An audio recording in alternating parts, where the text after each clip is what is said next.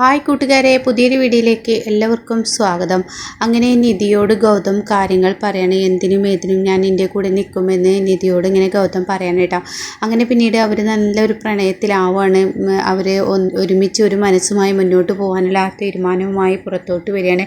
നീ ഒറ്റയ്ക്ക് കാർ ഓടിച്ച് പോവുമോ എന്ന് ചോദിക്കുമ്പോൾ ഞാൻ പോയിക്കോളാം എന്ന് പറയാണ്. അങ്ങനെ നിധിക്ക് ചാവി കൊടുക്കാനേട്ടാ. എന്നാൽ ഫ്രണ്ട് ഡോറിൽ കയറിക്കോ എന്ന് പറഞ്ഞിട്ട് ആ ഒരു സീറ്റിൽ ഇരുത്തി കൊടുക്കുകയാണ് വണ്ടി ഓടിക്കാൻ. എന്നിട്ട് സീറ്റ് ബെൽറ്റ് ഇട്ട് കൊടുക്കുക. അപ്പോൾ ഈ സീറ്റ് ബെൽറ്റ് ഇട്ട് കൊടുക്കുമ്പോൾ ഇത് രേണുക കാണുന്നുണ്ട്. അങ്ങനെ നിധിയെ ടച്ച് ചെയ്യേണ്ട ആ ഒരു അവസ്ഥ ഗൗതമിന് വരികയാണ്. എന്നാൽ നിധിക്കാണെങ്കിലോ ഗൗതം തൻ്റെ അടുത്തോട്ട് വരുമ്പോൾ അത് വല്ലാത്തൊരു ആനന്ദമായി മാറാനായിട്ട് മനസ്സിന് വല്ലാത്തൊരു കുളിരായി തോന്നുകയാണ്. അങ്ങനെ നിധിയുടെ കവളിൽ ഇങ്ങനെ ഗൗതമിൻ്റെ കവളിങ്ങനെ തട്ടുമ്പോൾ നിധിക്ക് അതൊരു മനസ്സിനൊരു കുളിരായി തോന്നുകയാണ്. അങ്ങനെ നിധി ഗൗതമിനെ ഇങ്ങനെ നോക്കുന്നുണ്ട്. ഗൗതമാണെങ്കിൽ അതൊന്നും ശ്രദ്ധിക്കുന്നില്ല. നിധിക്ക് സീറ്റ് ബെൽറ്റ് ഇട്ട് കൊടുക്കാൻ നോക്കുന്ന ആ ഒരു തിരക്കിലാണ് കേട്ടോ. അങ്ങനെ ഗൗതം പറയുകയാണെങ്കിൽ നീ നിൻ്റെ അമ്മക്ക് പെട്ടെന്ന് കഞ്ഞിയെടുത്തിട്ട് വേഗം വാ, ഞാൻ നിന്നെ വെയിറ്റ് ചെയ്യുന്നുണ്ട്, ഞാൻ ഈ വരുന്നത് വരെ ഇവിടെ ഉണ്ടാവും, ഒരു പേടിയും പേടിക്കണം എന്നൊക്കെ പറഞ്ഞിട്ട് പറഞ്ഞയക്കണം കേട്ടോ. അങ്ങനെ ഇത് കാണണ രേണുക അങ്ങനെ വിട്ടാൽ ശരിയാവില്ല. എന്തായാലും ഈ ഗൗതമിൻ്റെ കാറൊക്കെ നിധിക്ക് വിട്ടുകൊടുത്ത സ്ഥിതിക്ക് ഞാൻ അങ്ങനെ വെറുതെ വിടാൻ ഉദ്ദേശിക്കുന്നില്ല.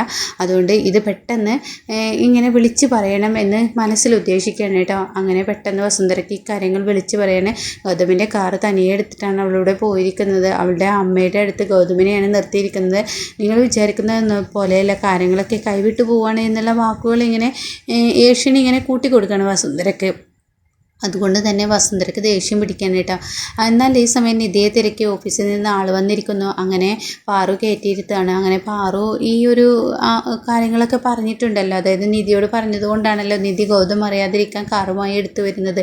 അങ്ങനെ വസുന്ധര പെട്ടെന്ന് വീട്ടിലോട്ട് കയറി വരുമ്പോൾ ഈ ഒരു ആൾ, ഈ മാനേജർ കാലം കയറ്റിയിരിക്കുന്നത് തൻ്റെ വീട്ടിൽ ആരാണ് ഇവന് വന്ന് ഇങ്ങനെ ഇരിക്കാനുള്ള അധികാരം കൊടുത്തത് എന്നുള്ള ഭാവത്തിൽ ഇങ്ങനെ ഒച്ചയിടുമ്പോൾ ഞാൻ നിധിയുടെ കമ്പനിയിൽ വർക്ക് ചെയ്യുന്ന ഓഫീസിലെ മാനേജറാണെന്ന് പറയുമ്പോൾ താൻ ആരാണെങ്കിലും ഇത് എൻ്റെ വീടാടോ, എൻ്റെ വീട്ടിൽ വന്ന് നിനക്ക് കാലുമകാല് കയറ്റാനുള്ള അധികാരം ആരെ തന്നത് എന്നൊക്കെ പറഞ്ഞിട്ട് വസുന്ധര പൊട്ടിത്തെറിക്കുമ്പോൾ നിധി അങ്ങ് വരികയാണ് കേട്ടോ. ദേ ആൻറ്റി, ഞാനൊരു കാര്യം പറഞ്ഞേക്കാം, ഞാൻ ഈ കമ്പനിയിൽ വർക്ക് ചെയ്യുന്നതാണ്. എൻ്റെ പെൻഡ്രൈവ് മേടിക്കാനും ഫയൽസ് മേടിക്കാനൊക്കെയാണ് വന്നത്. പിന്നീട് പുതിയ ജോലി ഏൽപ്പിക്കാനാണ്. അപ്പോൾ ആൻറ്റിയുടെ കാര്യം നോക്കിക്കോളൂ, ഇത് ഞങ്ങളുടെ കാര്യമാണ് എന്നൊക്കെ ഇങ്ങനെ പറയുമ്പോൾ ഇതെൻ്റെ വീടാണ്, എൻ്റെ വീട്ടിൽ ആര് നിൽക്കണ്ടെന്ന് തീരുമാനിക്കുന്നത് ഞാനാണ്, മര്യാദക്ക് ഇറങ്ങിപ്പോടാ എന്നിങ്ങനെ പറയുകയാണ് കേട്ടോ അയാളോട്.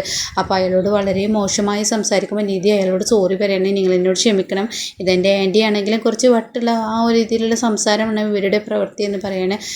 ആരോടടി നീ സംസാരിക്കുന്നത് എന്ന് വസുന്ധര പറയാണ് കേട്ടോ. അപ്പം നിധി പറയണേ, ആൻറ്റി ഒന്നിങ്ങ് വന്നേ, ആൻറ്റിയോട് കുറച്ച് സംസാരിക്കാനുണ്ട് എന്ന് പറഞ്ഞിട്ട് അങ്ങ് മാറി നിൽക്കുകയാണ് കേട്ടോ. അങ്ങനെ ഈ സമയം പാറു അങ്ങോട്ടേക്ക് വരുന്നുണ്ട്. അങ്ങനെ നിങ്ങളെ വല്ലാതെ വിളച്ചിലെടുക്കണ്ട, എൻ്റെ അടുത്ത് എടുത്തു കഴിഞ്ഞാൽ ആ വീഡിയോ ഉണ്ടല്ലോ നിങ്ങളുടെ യഥാർത്ഥ മുഖം എല്ലാവരും കാണട്ടെ, ഞാൻ അങ്ങ് കാണിച്ചു കൊടുക്കുമെന്ന് പറഞ്ഞ ഉടനെ നീ അത് വെച്ച് എന്നെ ബ്ലാക്ക്മെയിൽ ചെയ്യാൻ ഉദ്ദേശിക്കുന്നുണ്ടെങ്കിൽ അതൊരിക്കലും നടക്കില്ല. ഈ വസുന്ധര ആരാണെന്ന് നിനക്കറിയില്ല, നിൻ്റെ വീഡിയോ ഞാൻ ഡിലീറ്റ് ചെയ്യുകയും ചെയ്തു. ഇനി നിന്നെ ഞാൻ വരച്ച വരയിൽ നിർത്തുകയും നിന്നെ ഞാൻ ഇട്ട് പാഠം പഠിപ്പിക്കുകയും ചെയ്യുമെന്ന് പറയുമ്പോൾ നിധി ആകെ ഞെട്ടിപ്പോവാണ് കേട്ടോ. എന്നിട്ട് ആ മാനേജറുടെ അടുത്തോട്ട് ചെന്നിട്ട് മര്യാദക്ക് ഇറങ്ങിപ്പോടാ, തന്നോടല്ലേ പറഞ്ഞത്, ഇതെൻ്റെ വീടാണ്, എൻ്റെ വീട്ടിൽ ആര് നിൽക്കണ്ടെന്ന് തീരുമാനിക്കാൻ ഞാനാണ്, നിങ്ങളല്ല എന്ന് പറഞ്ഞിട്ട് ഒരൊറ്റ ഒച്ചിടലാണ് കേട്ടോ. അപ്പോൾ അയാൾ ഫയലുമായി പിടിച്ച് നിൽക്കുന്നുണ്ടാവും. ആ ഫയൽ ഒറ്റ ഇറങ്ങ് എറിയാണ്. അപ്പോൾ ആ പേപ്പറുകളെല്ലാം അവിടെ കാറ്റിലാകെ പറക്കാണ്. അപ്പോൾ ഉടൻ തന്നെ പാറു വന്നിട്ട് പറയണേ, ദേ വസു, നീ എന്താ ഇങ്ങനെ വീട്ടിൽ കയറി വരുന്നവരോട് അപമര്യാദയായി സംസാരിക്കുന്നതെന്ന് പറഞ്ഞ ഉടനെ അയാൾ പറയും, ഈ സ്ത്രീക്ക് പണമുണ്ട് എന്ന് കരുതിയിട്ട് ഈ സ്ത്രീ വായിൽ തോന്നിയതൊക്കെ വിളിച്ചു പറയാൻ, നിങ്ങൾക്കൊരു വീട്ടിലെ ആൾ വന്നാൽ എങ്ങനെ അവരെ സ്വീകരിക്കണമെന്ന് അവരോട് എങ്ങനെ പെരുമാറണം എന്നുള്ള ആ മെനേഴ്സ് പോലും നിങ്ങൾക്കില്ല. അതുകൊണ്ട് നിങ്ങളതൊക്കെ പഠിക്കണമെന്നൊക്കെ പറഞ്ഞ് നീ എന്നെ പഠിപ്പിക്കാൻ വരണ്ടടാ, ഇത് എൻ്റെ വീടാടാ, ഗൗതമിൻ്റെ കമ്പനി നിനക്കറിയില്ലേ, ആ കമ്പനിയിലെ മുതലാളിയാണ്. എന്നിട്ട് നിൻ്റെ കമ്പനിയിലെ ഒരു സ്റ്റാഫായി നിൽക്കുന്ന എൻ്റെ ഈ വീട്ടിലെ മരുമകൾ, അവൾ അങ്ങനെയൊക്കെ ചെയ്യുന്നുണ്ടെങ്കിൽ അത് ഞങ്ങളറിയാതെയാണ്. പണി കൊടുത്താൽ നിനക്ക് പോലും പണി തരാൻ എനിക്കറിയാം. അതുകൊണ്ട് ഇന്ന് മുതൽ എൻ്റെ മരുമകൾ, ഞങ്ങളുടെ വീടിൻ്റെ മരുമകൾ നിൻ്റെ കമ്പനിയിൽ പണിയില്ലടാ, മര്യാദക്ക് ഇറങ്ങിപ്പോടാ എന്ന് പറഞ്ഞിട്ട് അയാളെ വഴക്ക് പറയുമ്പോൾ നിധിങ്ങനെ സങ്കടം കൊണ്ട് നോക്കി നിൽക്കണം കേട്ടോ. എന്നാൽ ഈ സമയം പാറു അങ്ങ് പൊട്ടിത്തെറിക്കണം.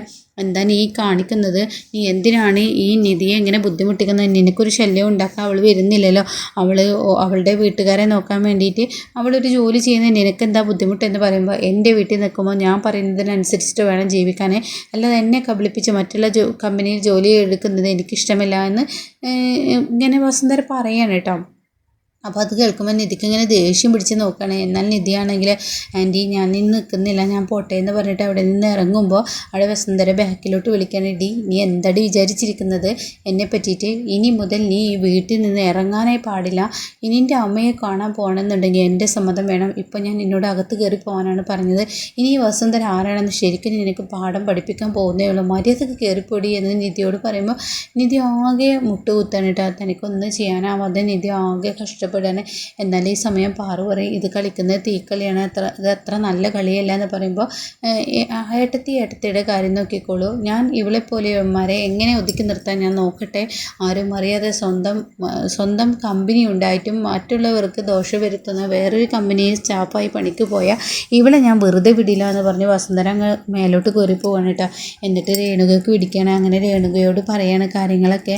അവൾ നമ്മളാരും അറിയാതെ അവളൊരു കമ്പനിയിൽ വർക്ക് ചെയ്യുന്നുണ്ട്. എന്തായാലും രേണുക നിനക്ക് നന്ദിയുണ്ട്, നീ ഇത് വിളിച്ചു പറഞ്ഞത് കൊണ്ടാണ് ഈ സമയം എനിക്കിവിടെ കയറി വരാൻ ഇങ്ങനെയുള്ള ഇത് കാണാനും പറ്റിയത് എന്നൊക്കെ പറഞ്ഞിട്ട് അങ്ങ് പൊട്ടിത്തെറിക്കുകയാണ് കേട്ടോ രേണുകയോട്. അപ്പോൾ രേണുക പറയാണ്, ഞാൻ എന്ത് വിവരം നിങ്ങൾക്ക് വിളിച്ച് പറയാം, പക്ഷേ എന്ന് പറയുമ്പോൾ ഞാൻ എനിക്ക് വേണ്ടത് തന്നോളാം എന്ന് വസുന്ധര അങ്ങ് തിരിച്ചും പറയണം കേട്ടോ. എന്നാൽ ഈ സമയം ഹോസ്പിറ്റലാണെങ്കിലോ ഗൗതം നിധിയെ കാത്തിരിക്കുകയാണ്. കഞ്ഞിക്ക് പോയ നിധി ഇതുവരെ വന്നിട്ടില്ല, നിധി എങ്ങോട്ടേക്ക് പോയി എന്നറിയാതെ ഗൗതം ആകെ സങ്കടത്തിലാവുകയാണ്. അപ്പോൾ ഗൗതം ഇങ്ങനെ നിധിയെ അന്വേഷിച്ച് പോകാൻ ഒരുങ്ങുകയാണ്. അപ്പോൾ അശോകനെയും അതുപോലെ നിഖിലിനെയും ഏൽപ്പിക്കുകയാണ്, ഞാൻ എൻ്റെ ചേച്ചിയെ അന്വേഷിച്ചിട്ട് വരാം എന്ന് പറഞ്ഞിട്ട് അങ്ങ് പോവാണ് കേട്ടോ. അപ്പോൾ ഉടൻ തന്നെ ശരി എന്നൊക്കെ പറഞ്ഞിട്ട് അവർ പറഞ്ഞു വിടുകയാണ്. ഇതേ സമയം അവിടോട്ട് രേണുക വരികയാണ്. മോനെ എന്ന് പറഞ്ഞ് വിളിക്കുമ്പോൾ, നിങ്ങളെൻ്റെ കൺമുന്നിൽ വന്നു പോരുത്, നിങ്ങളെ കാണുന്നത് എനിക്കിഷ്ടമല്ല, കാരണം നിങ്ങളെപ്പോലെ നീചമായൊരു സ്ത്രീ എവിടെയും ഉണ്ടാവില്ല. സ്വന്തം കൂടപ്പിറപ്പുകളെ ഒരു കള്ളക്കേസിൽ കുടുക്കി ജയിലിൽ കയറ്റാൻ നോക്കി നിങ്ങളെപ്പോലെ വൃത്തികെട്ട സ്ത്രീ എവിടെയും ഉണ്ടാവില്ല എന്നൊക്കെ ഇങ്ങനെ ഗൗതം പറയുകയാണ് കേട്ടോ. അപ്പോൾ ഇതൊക്കെ കേൾക്കുമ്പോൾ ഒന്നും മിണ്ടാതെ ഇങ്ങനെ നിൽക്കുകയാണ്. എന്നാൽ ഗൗതം വീട്ടിലോട്ട് വരുമ്പോൾ നിധി ഇങ്ങനെ പൊട്ടിക്കരയുന്ന ആ രംഗം കാണാണ്. ഇത് കണ്ട ഉടൻ തന്നെ ഗൗതം ചോദിക്കുകയാണ്, എന്തിനാ നിധി നീ കരയുന്നത് എന്നങ്ങനെ പറയുമ്പോൾ അവിടെ വസുന്ധരയെക്കുറിച്ചുള്ള ആ ഒരു തെറ്റുകളെല്ലാം ഇങ്ങനെ പാറു പറഞ്ഞു കൊടുക്കണം കേട്ടോ. ഗൗതം ഇവിടെ നിധി ഒരു ജോലി ചെയ്തിരുന്നു, അവളുടെ വീട്ടുകാർക്ക് ചിലവിന് കൊടുക്കാൻ വേണ്ടിയിട്ട്. അതെന്നോട് അവൾ പറഞ്ഞിരുന്നു, നീ അവളോട് പിണക്കമായതുകൊണ്ട് നിന്നോട് പറയാൻ കഴിഞ്ഞില്ല. എന്നാൽ വസുന്ധര ഇനി മുതൽ അവളുടെ അമ്മയുടെ അടുത്തോട്ടും ആ ജോലിക്കും പോകരുതെന്നാണ് പറഞ്ഞിരിക്കുന്നത് എന്ന് പറയുമ്പോൾ ഗൗതം ആകെ ഞെട്ടിപ്പോവാണ് കേട്ടോ. അങ്ങനെ ഗൗതം പറയാം, അതെന്ത് അവകാശമാണുള്ളത്, സ്വന്തം അമ്മയെയും അങ്ങളെയും കാണാതിരിക്കാൻ പാടില്ല എന്ന് എൻ്റെ അമ്മ പറഞ്ഞത് തെറ്റാണ്, അത് ഞാൻ ചോദ്യം ചെയ്യുക തന്നെ ചെയ്യുമെന്ന് പറഞ്ഞ് വസുന്ധരയുടെ മുന്നിലോട്ട് ചോദ്യം ചെയ്യാൻ ഗൗതം പോകുന്ന ഒരു കിടിലൻ രംഗമാണ് കേട്ടോ ഇനി വരാനിരിക്കുന്നത്. എന്നാൽ ഈ സമയം നിധിയാണെങ്കിൽ ആകെ ഞെട്ടിപ്പോവാണ്. അപ്പോൾ പാറു പറയാണ്, നീ വസുവിനോട് ചോദിക്കാനോ, പിന്നെ ഇത് തെറ്റായതല്ലേ അമ്മ കാണിച്ചിരിക്കുന്നത്, ചോദ്യം ചെയ്തേ പറ്റുള്ളൂ. അമ്മ ഇങ്ങനെയുള്ള ക്രൂരതകളൊന്നും ചെയ്യാൻ പാടില്ല. ആരോടാണെങ്കിലും ഒരാൾക്ക് അസുഖം പിടിച്ച് വയ്യാതെ കിടക്കുമ്പോൾ അയാളെ ഇങ്ങനെയിട്ടൊന്നും പഠിപ്പിക്കാൻ പാടില്ല. എന്തായാലും എൻ്റെ അമ്മയോട് ചോദിച്ചിട്ടല്ലേ കാര്യമുള്ളൂ എന്ന് പറഞ്ഞിട്ട് വസുന്ധരയുടെ മുന്നിലോട്ട് ദേഷ്യത്തോടു കൂടി ഗൗതം ചെല്ലുന്ന ഒരു രംഗമാണ് ഇന്ന് വരാനിരിക്കുന്നത്.